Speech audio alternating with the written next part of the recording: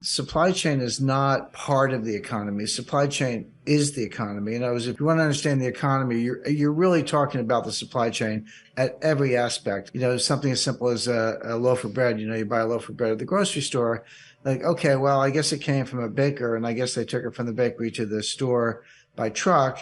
So there's a supply chain. Well, that's about as simple a version of the supply chain as you can imagine. You have to just start going from there. It's like, well, did the bread come in a plastic wrapper or a paper wrapper? Well, that wrapper came from somebody. Where'd the truck come from? Well, obviously a truck manufacturer. Where'd the driver come from? Somebody had to make a career choice and be trained. And what about the diesel fuel in the truck? That came from a refinery, and that came from oil exploration. Then you get back to the baker, and it's like, oh, well, I guess he had an oven or she had an oven. Where did that come from? And then you find out that the ovens are industrial ovens have parts from 25 different countries and so forth. Well, without belaboring that point, you get back to the farmer and the wheat and the fertilizer and everything else, and really what's called the extended supply chain. And you're like, wait a second, that's a huge number of countries, a huge number of imports, and a big part of the economy, which it is. And then every link in that supply chain I described has its own supply chain behind it to get to source materials and intermediate manufacturing and so forth. And then that's for a loaf of bread. Well, what about your car, your furniture, your clothes, and on and on and on. Once you start thinking about what supply chains are, you realize it's just the cardiopulmonary system of the entire global economy. So, the supply chain book shines a light on the entire global economic process. And I have whole chapters on that talk about China, the war in Ukraine, and climate change. And you say, well, yeah, the interesting topics, but what do China, Russia, and climate change have to do with the supply chain? Well, the answer is they are, kind of global macro earthquakes. Russia's invasion of Ukraine led to sanctions against Russia that affect everything, imports, exports, strategic materials, semiconductors, fertilizer, oil, natural gas, etc. Again, you're saying, well, okay, Boeing makes aircraft. They need titanium and aluminum. Where does that come from? Turns out about 30% of it comes from Russia. So how are you going to keep the Boeing assembly line going when you're shutting down strategic metals from Russia? I can go kind of on and on there. China, everyone says, well, they slowed down because of the zero COVID policy. And that certainly has been detrimental to their economy. Shanghai, a city of 26 million people, Beijing, a city of 22 million people, they were both locked down entirely last spring.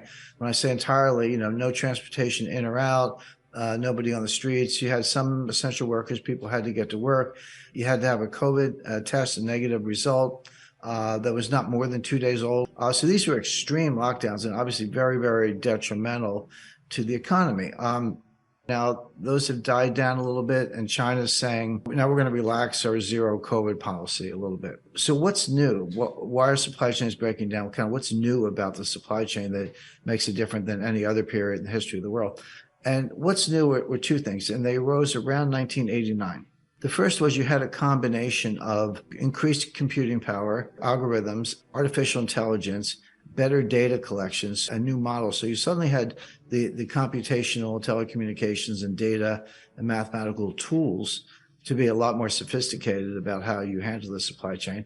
But the second thing that happened at the same time was 1989, the fall of the Berlin Wall, 1991, the collapse, the demise of the former Soviet Union, which gave rise to new trading partners in both in Eastern Europe, where they were no longer behind the Iron Curtain, Poland and Romania and Hungary and many other countries. And at the same time, you had the rise of China. China did have a fairly high growth period in the 1980s, but nothing like we see today. And it all came crashing down in 1989 with the Tiananmen Square massacre. And that really shut down U.S.-China relations, not fully, but there was no Western investment coming into China. The two countries were distant. Well, that ended around 1992. Deng Xiaoping did what he called the Southern Tour, where he reaffirmed China's commitment to capitalist principles. They weren't overthrowing communism, but they were embracing capitalist market ideas. There was a thaw in U.S. relations, and then it was like, no holds barred. Then that's when the U.S. investment really did pour in. So all in a short period, between 1989 and 1992.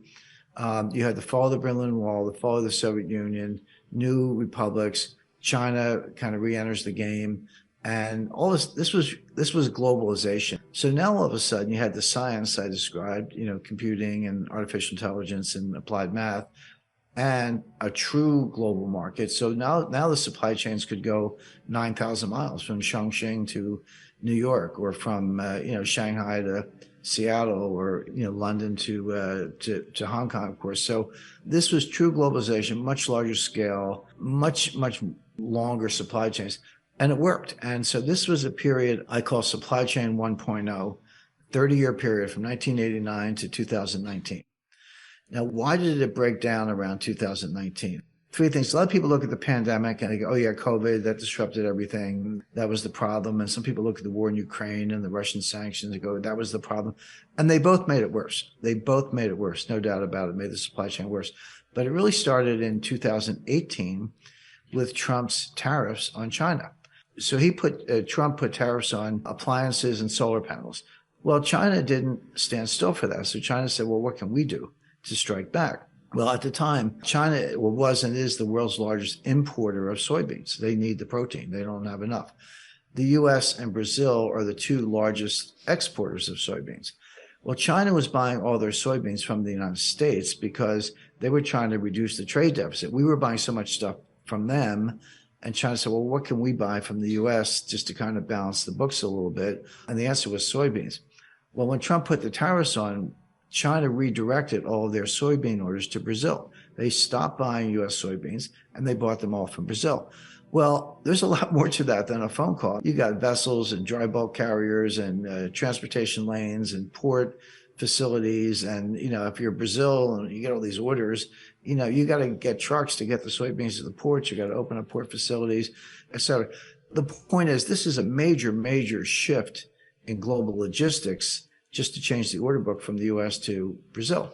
Beyond that, people involved in this, they don't want 6-month contracts. They want 5-year contracts, or at least 3-year contracts, and they got them. And so now all of a sudden, China's buying all their soybeans from Brazil, but this scrambled global supply chains. Now, what are the U.S. farmers doing? We're still growing the soybeans. We can't sell them to China. Well, it turns out the Netherlands needed them. So, okay, we'll sell them to the Netherlands and distribute them to Europe, which they did. And then this went on because Trump put more tariffs on to retaliate. China took more actions against the United States, canceled purchase. So, and it escalated from there. Now, again, COVID made it worse. The war in Ukraine made it worse. But it's very clear that that's where it started. So that's why I use 2019 as just, kind of an arbitrary date with a 30-year period of supply chain 1.0.